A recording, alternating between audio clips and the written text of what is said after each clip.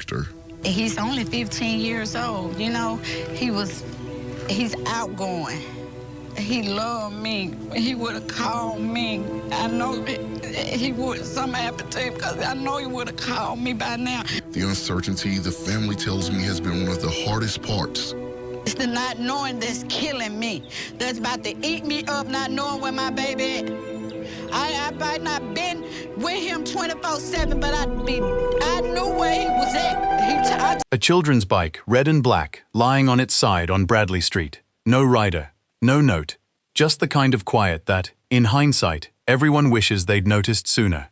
Jadarius Minnieweather was 15. By every account from the people who knew him, he was the kind of kid who called his mother, who checked in, who didn't disappear. So when he did, one question would end up mattering more than any other. Not what happened, but how many chances there had already been to see it coming. But how did we get here? Welcome to Hidden Motive Crime. Welcome back. If you're new here, please subscribe and turn on the notification bell. Today, we examine what happened to Jadarius Minnieweather, a 15-year-old from Baton Rouge whose disappearance became a citywide search, and whose case now sits at the center of a murder charge, a still missing body, and a series of warning signs that only made sense once it was too late. On June 5th, a 15-year-old boy vanished after riding his bike to see a friend he'd known most of his life. 4 days later, Baton Rouge police arrested a man in connection with an entirely different case, one involving a child. 2 weeks after that, they said the words no family wants to hear. Jadarius was dead. By the time investigators finished building their case, they had surveillance footage of a man discarding a mask and gloves in the middle of the night, and a truck with blood soaked so deep into its seams that wiping it down hadn't been enough. His body still hasn't been found.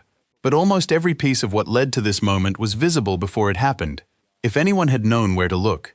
How many warning signs does it take before someone realizes they're in danger? And why do those signs so often make sense only in hindsight? 2 weeks before he disappeared, Jadarius Minnieweather did something a lot of 15-year-olds do every summer. He got his first paycheck. He'd been placed in a city summer work program based out of Istruma High School, the kind of first job that comes with a laminated badge and a story to tell at dinner. According to his grandmother, Joanna Brooks, he was already counting down to his second one. That detail carries more weight than it sounds like it should. A kid planning for a paycheck 2 weeks out isn't a kid planning to disappear. His family describes him the way families describe the people they trust most completely. Close, present, constant. Not the kind of teenager who goes quiet for a day, let alone a week. His grandmother would later say it plainly. This long without a word from him wasn't just unusual. It didn't fit who he was, at all. That absence is what investigators kept coming back to. Not one dramatic red flag, just the disappearance of something completely ordinary. A phone call, a text. A boy who always checked in, suddenly gone quiet. His mother, known to the family as AQ, would later put into words what the rest of the city hadn't heard yet. A letter to a son she couldn't reach, asking that people remember him as more than a headline. Not the boy in a surveillance photo, the boy who worked a summer job, the boy who came home. Hold on to that, because for weeks afterward, most of Baton Rouge would come to know Jadarius only through the search for him, not through who he actually was. While Jadarius counted down to a paycheck, 51-year-old Maurice Parms was living a few blocks away, a man old enough to be his grandfather and, according to investigators, already a person of concern before anyone knew a 15-year-old was missing. At this point, nothing public connected the two names. Parms wasn't flagged by police. He wasn't on anyone's radar in the way that makes headlines. That changed faster than anyone expected, and not for the reason most cases like this start. Within days of Jadarius being reported missing, detectives arrested Parms, not for the disappearance. For something else, indecent behavior with juveniles, and computer-aided solicitation of a minor. According to the arrest warrant, those charges didn't come from an unrelated tip. They surfaced directly out of the investigation into where Jadarius had gone. One name, 2 separate case files, and a warning sign no one outside that investigation had seen yet. On the evening of June 4th, Jadarius rode a small children's bike to Bradley Street to see a friend, a 16-year-old girl he'd known for years. When he got there, she wasn't home. She was out getting food, with Maurice Parms, in his white 2014 GMC Sierra. A 15-year-old shows up to see a friend his own age and finds her spending the evening with a man more than 3 times that age. That's usually treated as background in coverage like this, a footnote on the way to the crime scene. But the arrest warrant itself states that Parms was already committing an offense against her, second-degree cruelty to a juvenile, at the exact moment Jadarius arrived. This is the systemic gap no headline has named directly: an unsupervised minor, and an adult in her life who should never have been alone with her in the first place. The sign wasn't subtle. It was already a crime in progress. When she returned to the area with Parms, investigators say a tense confrontation broke out between Parms and Jadarius over how Parms was behaving toward her. If someone in your life raised a concern the way Jadarius apparently did that night, questioning an adult's behavior toward a friend, would the people around them take it seriously or write it off? What followed didn't take hours. According to witnesses cited in the arrest warrant, it took minutes. Neighbors described a tall male beating a smaller person for an extended stretch of time. Investigators later matched that description, along with surveillance footage, to Parms. Jadarius was last confirmed seen around 2 a.m. on June 5th in the Foster and Winbourne area, a stretch locals call Ghost Town. After that, nothing. No call. No check-in with his mother. No trace. Every warning sign that came before this moment had already lined up. Almost no one outside that street knew it yet. What the arrest warrant describes next is limited, and hidden motive crime is keeping it that way. Not because the facts aren't verified, but because Jadarius deserves to be remembered as more than the worst moment of his life. Investigators describe a violent, prolonged confrontation between Parms and Jadarius. Police Chief T.J. Morse would later put it directly: "All our evidence leads to a violent attack that occurred with Mr. Parms on Jadarius, which led to him killing him." According to the warrant, Parms didn't stop there. Investigators believe he stashed the body, discarded evidence, then returned, retrieving both, before transporting them elsewhere in his truck. A boy who rode his bike to check on a friend never got the chance to ride it home. For 2 weeks, there was no confirmation of anything, only absence. His family searched. Neighbors searched. The United Cajun Navy deployed volunteers to comb the levee, the river, empty lots off scenic highway. 3-hour searches that started with a prayer and ended, day after day, with nothing. Then, on June 20th, investigators executed a search warrant at Parms' home. Cadaver dogs, sonar equipment. A judge signed a first-degree murder arrest warrant that same night. The next day, Baton Rouge police confirmed what the family had feared for 2 weeks. Jadarius Minnieweather was dead. A search for a missing teenager had just become a search for a homicide victim, one police believed they already understood, but still couldn't locate. Once detectives had a name, the case shifted from finding a suspect to proving what he'd done, and each layer of evidence closed a gap Parms appeared to be trying to leave open. Cell phone records came first. A warrant for Parms's phone showed it stayed home during the exact window his truck was seen leaving the area, meaningless alone, until matched against footage of a man on foot. A phone at home, a body somewhere else. That contradiction is the kind investigators build entire cases around.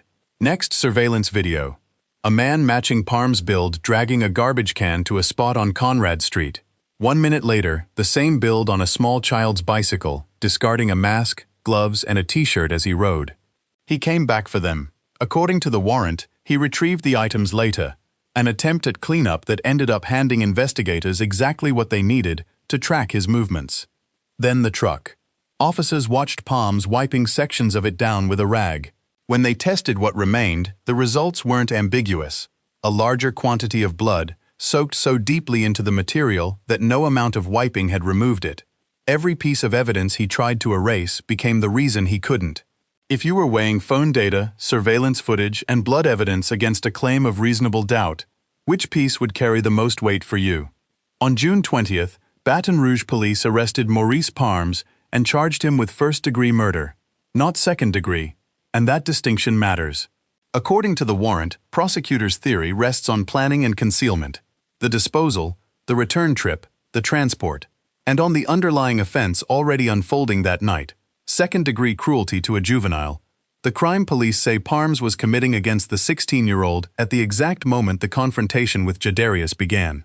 As of this documentary's publication, Parms remains accused. He has not been convicted. No trial date has been confirmed in public records. Jadarius's body has not been recovered. Investigators believe it may be located at the North Landfill in Zachary, Louisiana, a facility that receives 1,600 tons of waste a day across 400 acres. In July, the FBI and Louisiana National Guard joined Baton Rouge police and fire crews for a search narrowed to a half-acre section. Workers in insulated suits and respiratory protection sifting through it one section at a time. As of the most recent reporting, that search was still ongoing. Jadarius has not yet been brought home.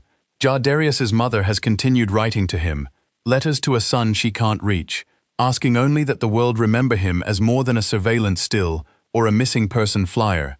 His grandmother still speaks of the summer job he was proud of. Return home safe. Somebody out there knows something. You know, it's been since Thursday, since Jadarius has been missing. Investigators say the teen is about 5 feet tall and weighs under 100 pounds. I'm stressed out to the max. His mama going crazy, his daddy going crazy. Please, please let Baton Rouge Police Department know something. His family says he's going into his sophomore year at Estroma High, and they're growing increasingly worried as days pass without answers. I'm here looking for him, searching for him.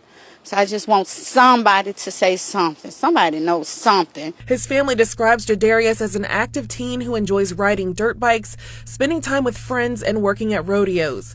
His mother and grandmother are pleading for anyone who has any clues to help investigators solve the case. I talk to you every day, boy. Please call me. Lord, somebody out there knows something about my grandbaby. Please tell us, let us know. Michelle Masson, Louisiana First News. The United Cajun Navy, which led volunteer searches for weeks, has stayed involved through the landfill operation. Mayor-President Sid Edwards called Jadarius a son of Baton Rouge, one of ours, a phrase he's repeated at more than one press conference since. A city that didn't know his name in early June has spent the summer refusing to let it go. There's a version of this story that ends at the landfill. A body, a conviction, a headline that finally resolves the search. That version isn't finished yet, and hidden motive crime won't pretend it is. But the true center of this case isn't its outcome. It's the moment before the violence.